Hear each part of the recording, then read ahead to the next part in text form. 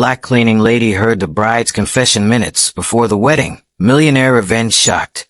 The morning sun barely peeked through the grand windows of the Westfield Manor when Maria Rodriguez arrived with her cleaning supplies. For 15 years, she had cleaned this mansion, but today felt different. Today was supposed to be the happiest day in the Westfield family's life. Their daughter, Victoria, was getting married to the city's most eligible bachelor, Alexander Sterling. Maria moved quietly through the halls, her worn shoes making no sound on the marble floors. She had learned long ago that the wealthy preferred their help to be invisible, but being invisible had its advantages. People forgot you were there.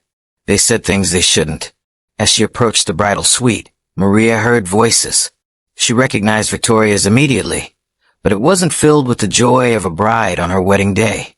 It was cold, calculating. Are you absolutely sure he doesn't suspect anything? Victoria's voice drifted through the slightly open door. Maria froze. She knew she should move away, continue her work elsewhere, but something in that tone made her pause. Of course not, another woman replied. Maria recognized her as Rachel, Victoria's maid of honor. Alexander is completely clueless. He actually thinks you love him. The cruel laughter that followed made Maria's blood run cold. Love him, Victoria scoffed. I can barely stand to look at him, but his father's company is worth $200 million. Once we're married and I get him to sign those papers, half of everything will be mine. Maria's hand trembled on her cleaning cart. She had watched Victoria grow up in this house. The sweet little girl who used to help her arrange flowers had become this heartless woman, and then the accident. Rachel prompted, will happen on our honeymoon in Switzerland. A tragic skiing accident. I'll be the grieving widow with $100 million to console me. Maria's heart pounded, so hard she feared they might hear it. Murder. They were planning murder. What about his mother? She never liked you, Rachel said. Old Eleanor Sterling won't be a problem much longer. I've been slowly increasing her medication. Her doctor thinks it's dementia, but it's just a little extra something in her evening tea. By the time Alexander has his accident, she'll be too far gone to question anything. Maria covered her mouth to stifle a gasp. Eleanor Sterling was one of the kindest women she knew. Just last week, Eleanor had helped Maria pay for her daughter's college textbooks. You're brilliant, Victoria. In a few months, you'll be the richest widow in the state. And you'll get your cut as promised. $20 million for being such a loyal friend. Maria backed away slowly, her mind racing. She had to do something. But who would believe a cleaning lady over Victoria Westfield? The wedding was in 2 hours. Alexander Sterling's life was in danger, and his mother was being poisoned. She rushed to the service elevator. Her thoughts jumbled. Maria had evidence of nothing. It would be her word against theirs. But she couldn't let an innocent man die. As the elevator descended, Maria remembered something. The security cameras. The Westfield mansion had installed new security cameras last month, including hidden ones in the hallways. They recorded audio too. If she could get to the security room. But wait, there was something else. Something about Alexander Sterling that nagged at her memory. Why did that name seem so familiar beyond just knowing him as Victoria's fiancé? Maria's eyes widened as the memory hit her like lightning. 25 years ago, when she first came to this country, pregnant and alone, she had worked at a small grocery store. One snowy night, she had gone into labor right there in the store. A young man, barely out of college, had driven her to the hospital and stayed with her through the delivery. He had even paid her hospital bills when he learned she had no insurance. That man's name was Thomas Sterling, Alexander's father. She had named her son after him, her Tomas, who was now a successful lawyer in the city. Thomas Sterling had given her a chance at a new life, and she had never forgotten his kindness. She had followed his success in the newspapers, watched as Sterling Industries grew into an empire. When his son Alexander took over after Thomas's death 5 years ago, she had felt proud, as if he were somehow connected to her own family. And now his son was about to marry a murderer. Maria's determination hardened. She changed direction, heading not for the security room, but for the garage. She knew what she had to do. 20 minutes later, Maria stood outside the Sterling mansion on the other side of town. Her hand shook as she rang the doorbell. A butler answered, looking at her work uniform with barely concealed disdain. "Service in trance is around back," he said, starting to close the door. "Please," Maria said, putting her foot in the door. "I need to see Mr. Alexander Sterling. It's about his wedding. It's urgent." "Mr. Sterling is preparing for his wedding. He cannot be disturbed. His life is in danger," Maria said desperately. "Please, just tell him Maria Rodriguez needs to speak with him. Tell him it's about his father, Thomas Sterling." The butler's expression changed slightly at the mention of the late Mr. Sterling. After a moment's hesitation, he said, "Wait here." 5 minutes felt like 5 hours before Alexander Sterling appeared. Maria had seen him from afar at the Westfield mansion, but up close, the resemblance to his father was striking. Same kind eyes, same strong jaw. "Ms. Rodriguez, you knew my father. He saved my life once, Mr. Sterling. Now I need to save yours." Alexander's eyes widened. "What are you talking about?" Maria told him everything. The words tumbled out in a rush. The overheard conversation, the plan for his murder, the poisoning of his mother. She watched his face transform from confusion to disbelief to horror. "That's impossible," he said, but his voice lacked conviction. "Victoria loves me. We've been together for 2 years. Mr. Sterling, please. Check on your mother. See if she's been getting worse lately. Think about any papers Victoria might have asked you to sign. I know I'm just a cleaning lady, but I swear on my son's life, I'm telling you the truth." Alexander ran his hand through his hair, the same gesture his father used to make. "Mother has been more confused lately. The doctors can't explain why her medication isn't working. And Victoria did mention something about updating our insurance policies after the wedding." He looked at Maria with growing alarm. "The prenuptial agreement. She insisted we not have one. Said it was because she trusted our love. Mr. Sterling, the wedding is in 90 minutes. Alexander pulled out his phone. "I need to make some calls." He paused, looking at Maria. "Why are you helping me? You work for the Westfields." "Because your father helped me when no one else would. Because you're a good man who doesn't deserve this. And because it's the right thing to do." The next hour was a whirlwind. Alexander called a security team, his lawyer, and a private investigator he trusted. He had them pull the security footage from the Westfield mansion. Technology had advanced since Maria's time, and they could access the cloud storage remotely. When they heard Victoria's confession on the recording, Alexander sank into a chair, his face pale. "I was going to marry her. I thought she was the love of my life." His phone rang. It was the investigator. Maria watched as Alexander's face grew even paler. "They found something else," he said after hanging up. "Victoria isn't even her real name. She's been married twice before. Both husbands died in accidents within a year of marriage. She collected large insurance payouts both times." Maria felt sick.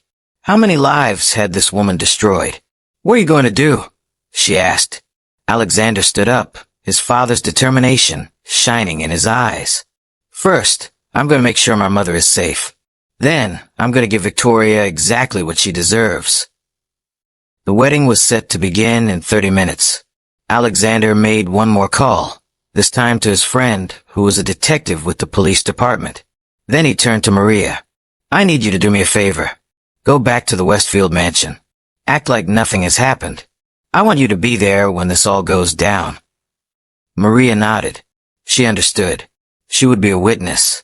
Back at the Westfield mansion, Maria resumed her cleaning as if nothing had happened. The house buzzed with wedding preparations.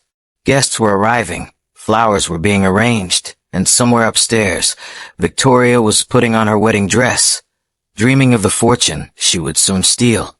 Maria was in the main ballroom when she heard the commotion. Shouts from upstairs, then footsteps running.